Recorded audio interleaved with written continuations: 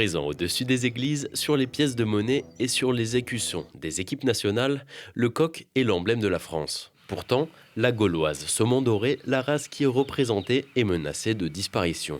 Alors plusieurs éleveurs souhaitent repeupler le territoire de ces spécimens.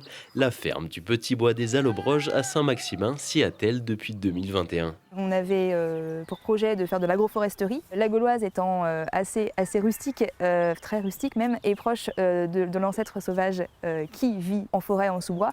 Voilà, la gauloise remplissait bien ce rôle, d'autant plus qu'elle était vraiment en situation assez critique. Elle était menacée de disparition. Alors à l'heure actuelle, elle n'est pas sauvée. Il ne faut pas relâcher en fait. Il y a l'évolution, certes, positive, mais il ne faut pas relâcher.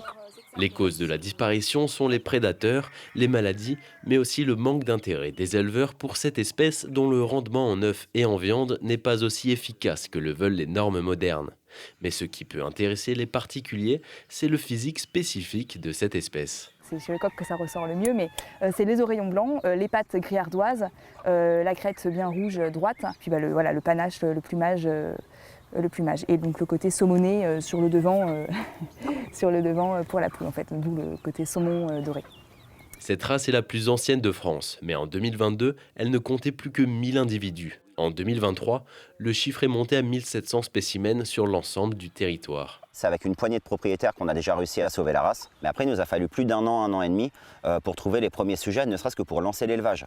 Voilà. Sachant que quand on prend les premiers sujets sur des races comme ça, on ne peut pas faire venir 200 œufs ou 200 poussins ou des choses comme ça. C'est pas possible. Et il y a trop peu d'effectifs pour pouvoir... voilà. Donc nous, on a vraiment démarré petit à petit.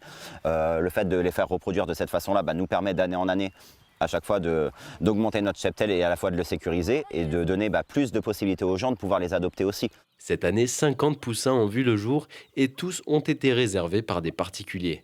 Le tarif pour un coq et une poule est de 90 €. Actuellement doté de 23 poules pondeuses, le Petit Bois des Allobroges souhaite en posséder 50 d'ici la fin de l'année.